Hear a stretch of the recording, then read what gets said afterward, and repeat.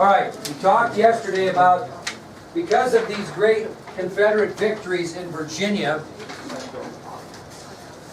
they decided, they being Robert E. Lee and his generals, that they would go on the offensive for the first time.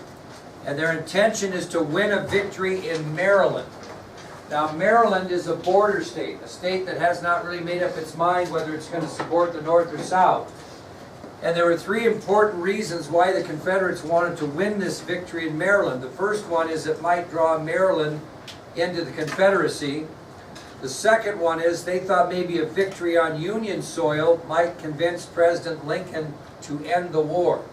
And the third thing is Maryland was rich with food, and the Southern soldiers were running out of food, and it would get them the food they desperately needed to continue this conflict. So, I think that's where we quit yesterday, did we not? Yes. Well, General Lee will march his Confederate troops from Richmond toward Maryland. And on their way to Maryland, they are going to seize the Union arsenal at... No? Think about what we talked about. They had a Union arsenal that somebody tried to take over. Harper's Ferry, Virginia. So the Confederates, on their way to Maryland, they're going to seize the Union arsenal at Harper's Ferry, Virginia. And once they were able to seize that Union arsenal at Harper's Ferry, they were very, very confident of a victory in Maryland. They believed they would march into Maryland and destroy Union forces there because of their great success in the Virginia campaigns thus far, and the fact that they had just taken the Union arsenal at Harper's Ferry. Well, this is another one of these weird things in history that's going to happen that may have changed the course of American history. Just another weird little thing that you don't learn in every U.S. history class. A Union soldier was scouting the Confederate advance towards Maryland. Okay? And that wasn't unusual for the Union to send out scouts and say, where is the location of these Confederates? Because they knew they were coming. Okay? So this Confederate soldier is out scouting the Confederate advance towards Maryland, and he finds 3 cigars wrapped in paper. He finds 3 cigars that are wrapped in a piece of paper. While this Union soldier is out scouting the Confederate advance to Maryland, he finds 3 cigars wrapped in a piece of paper. Well, the soldier unwraps the paper because he's interested in the cigars, and he notices writing on the paper that has wrapped up these 3 cigars. Okay? And when he notices writing on it, he looks at it, and it was a detailed strategy of General Lee's plans for his assault on Maryland that had gotten dropped off somehow. So it had to have come from a leader. True story. True story. He opens up these cigars, he notices writing on this paper, and what he's found is detailed plans of Lee's advance to Maryland. So what does this soldier do? I bet he kept the cigars. But what did he do with that paper? Took it back and gave it to who? General George McClellan. So this Union soldier immediately delivers those plans he found to General George McClellan's headquarters. Now, we've talked about McClellan. Would you consider him a liberal or conservative commander? A liberal would be one that would get out and kick butt. What did he do the last time? He sat there. So he was a conservative commander. He was a little bit apprehensive to fight if he didn't know the whole thing. And the example is that's when he fought the battle and waited for the reinforcements instead of taking on the Confederates at Richmond. Okay? So General McClellan was considered a conservative commander, always concerned about Union loss of life and attack. Well, now he knows the exact whereabouts and intentions of the Confederate Army and General Lee because he has these plans. So with this important information, McClellan's not going to be reluctant to attack the Confederates as he was in the past. Now, because of this information, on September 14th of 1862, Union and Confederate troops collide, and the Union batters Lee's Confederate troops into retreat. So on September 14th, 1862, Union and Confederate troops collide, and the Union batters Lee's Confederate troops into retreat. Now, when you get battered into retreat, what two things do? You recover your men and you regroup, and then get yourself back in the fight. Where do you think Lee recovers and regroups his rebel troops? On Antietam Creek. On Antietam Creek, thus the name, right? So Lee is battered into retreat. He recovers his men and regroups his rebel troops, and he assembles on Antietam Creek.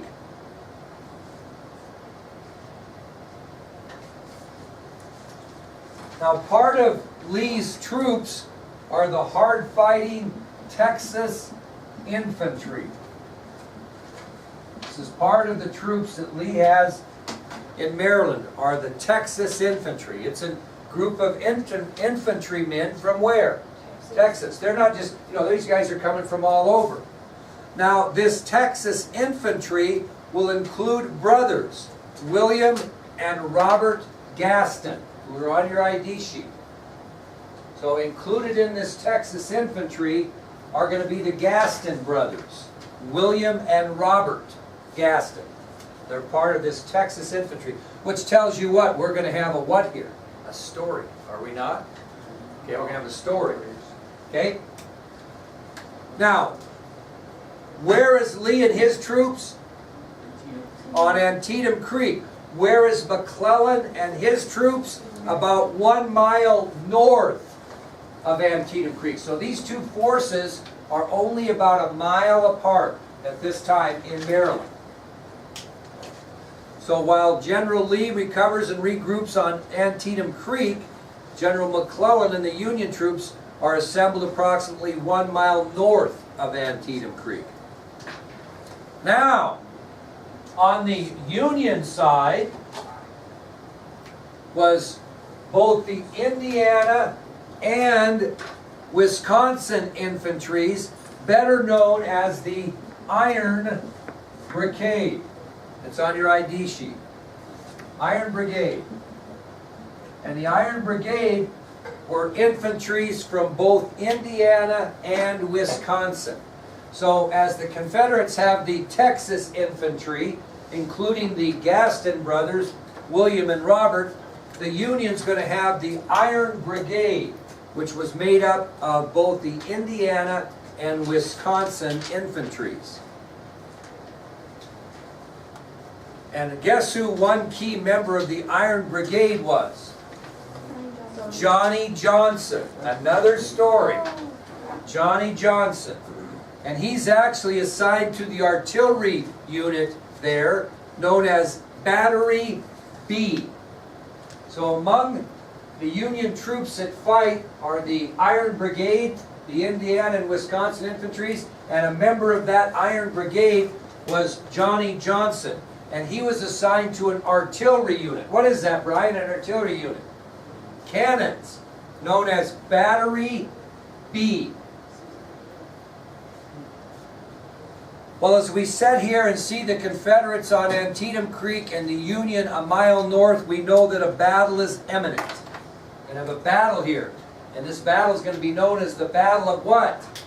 Antietam. We'll talk about how it occurs. It occurs on September 17th of 1862. And on that date of September 17th, 1862, the Union's Army of the Potomac collides with the Confederate Army of Northern Virginia. On September 17th, 1862, the Union's Army of the Potomac collides with the Confederate Army of Northern Virginia.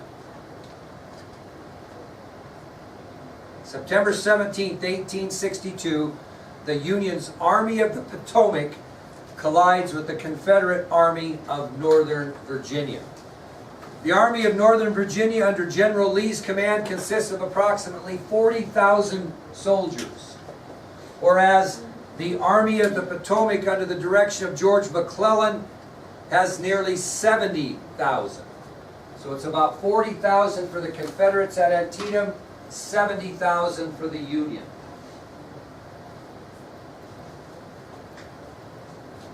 Now picture this in your mind. You've got the infantry fighting each other around Antietam Creek, and have both Union and Confederate artillery cannon fire at each other's infantry troops. Does that make sense if you think about that? You've got the infantry, the soldiers on the ground fighting, and you've also got artilleries from both sides pounding cannon shells into the opposing infantry. Now we're going to have a lot of retreats and attacks here, so keep track of them. First of all, the rebels fall back. And as a result of that, Union Artillery Unit Battery B is moved to a very large cornfield consisting of 24 acres of land. I'll repeat that again. In the first exchange, the rebels are going to have to fall back. Union's got the upper hand. And that Union Artillery Unit Battery B is moved to a very large cornfield consisting of 24 acres of land. So they're pushing the rebels back, moving the Union Battery B into position to continue to pound at them. Does that make sense? Now, Battery B is going to be right on the front line. You might even want to draw this outstanding drawing I'm going to give you here.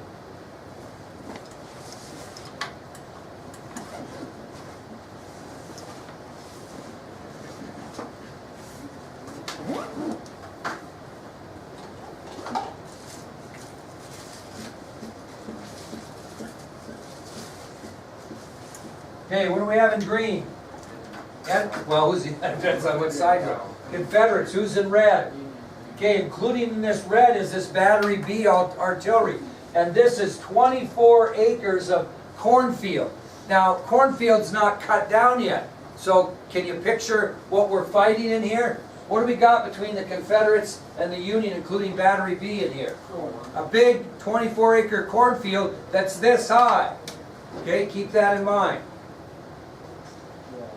Now, Confederate troops have regrouped over here, and now they're having a counterattack against the Union lines here in this cornfield. So they have retreated back, right? But now they're coming forward in a counterattack. We're going to have lots of retreats and counterattacks in this battle. Now, when they counterattack, they being the Confederates, and you've got Battery B here, but what do you got in here? Corn and what else? Infantry troops from both sides fighting in this cornfield. And the fighting is so fierce in that cornfield that they estimated the first hour of fighting in here, one soldier fell every second in the first hour. Now that would be one soldier from either side. So if you can imagine, can you imagine the fierce fighting, the combat, infantry combat in that cornfield, fighting each other? And they estimated in the first hour of fighting in that cornfield, one soldier fell every second. Well, the fighting continues, and who has to retreat now? The Union. So these guys start skedaddling back, right? But what does Battery B have to do? Do they skedaddle? They got to stay because they've got to protect the retreating Union soldiers. So as fighting continues, the Union forces begin to retreat, and Battery B must stand fast to protect the Union movements. Well, Battery B continues cannon fire at the approaching Confederates as Union soldiers regroup and get ready for a counterattack. So you see how we've changed a couple of times? Now, this is where the Texas infantry get crazy.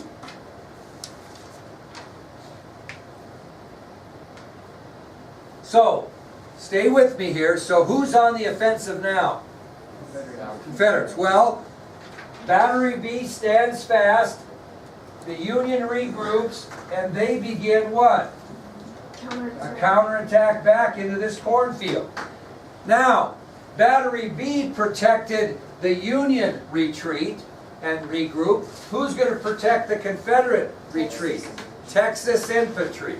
So now the Texas Infantry, including the Gaston brothers, is going to have to hold out against Union forces as the rebels regroup and plan their counterattack against the Union. See how this thing's going? Push back, push back, push back. Well, the Texas Infantry, including the Gaston brothers, march into that cornfield and hold the Confederate line, waiting for this rebel counterattack. Well, they hold them off. The counterattack begins on the part of the Confederates, and again the Union troops are driven back. And who has to protect them when they're driven back the next time? Battery B. This is just going back and forth and back and forth. Now, who ends up attacking Battery B from the Confederate side while they're trying to hold on? The Texas Infantry now advances, and they're pounding at Battery B as they're trying to hold them off. And it looks so bad for Battery B that their commander shoots himself in the head because he thinks that they are going to get overrun. So picture that in your mind. The Confederates are coming back on a counterattack. They're led by the Texas Infantry. Battery B is sitting there trying to hold them off so the Union troops can get organized. And it looks so bad for Battery B that the commander of that artillery unit shoots himself in the head rather than continue the fight. So John Johnson did? Or was he not? No, he's not the commander. He's just a member of the Iron Brigade. Well, this is kind of interesting. These guys are panicked. So what Johnny Johnston does is he leads the men in putting canisters into these cannons rather than cannonballs. Big cannonballs, okay? What are in the canisters? Close. Small grape shot, but mini balls, not, spurs or whatever, So, anyway, at this point, Union Brigade member Johnny Johnson leads the men in loading canisters into the cannons. And these canisters are filled with large iron balls that are used against the Texas Infantry who are advancing through the cornfield. Now what these are is like giant BBs, so to speak. Does that make sense? Instead of big cannonballs, it's like shotgun shot, only bigger than that. You know what I mean? Well, do you remember what happened to Pakenham at the Battle of New Orleans when they started shooting this grape shot at him? Well, the same thing happened because these cannons that are fired by Battery B are taking out entire front lines of the Texas Infantry, causing just chaos because, again, the grape shot is very effective. Okay?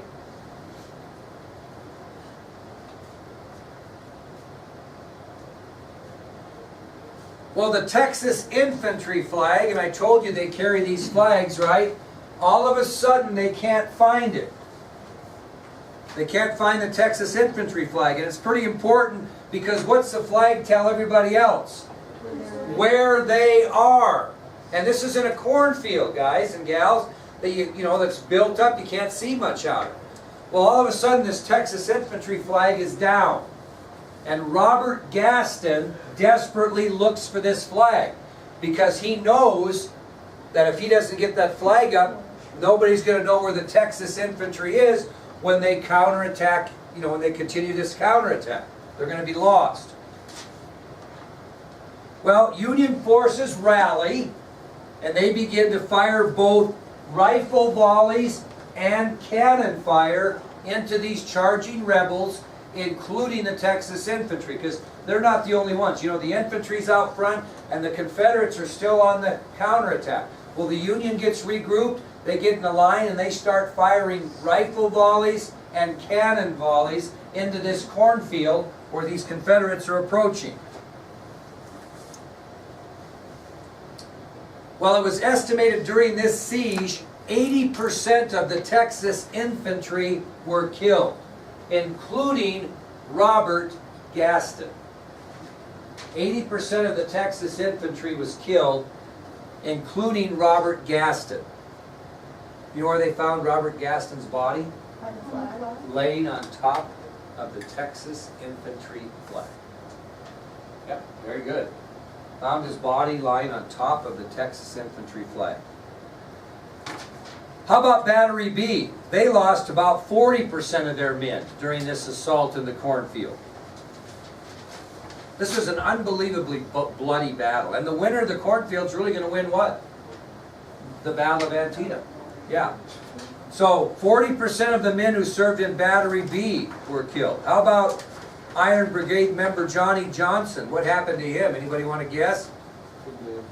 He did. He survived the battle, and he survived the Civil War, and later received the Medal of Honor for his heroics in the Civil War. So Johnny Johnson of Battery B survives. Unfortunately, Robert Gaston does not.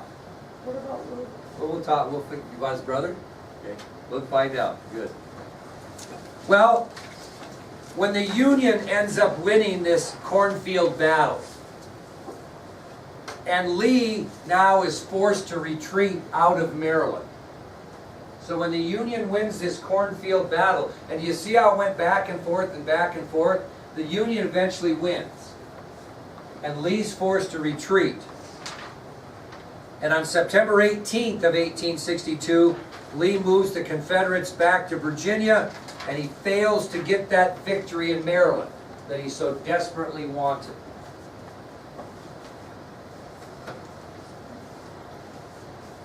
Casualties? About 21,000 on both sides. Both sides, 21,000. They estimate about 4,000 were killed in battle and about 17,000 wounded. Okay? So casualties during the battle were very high on both sides. 21,000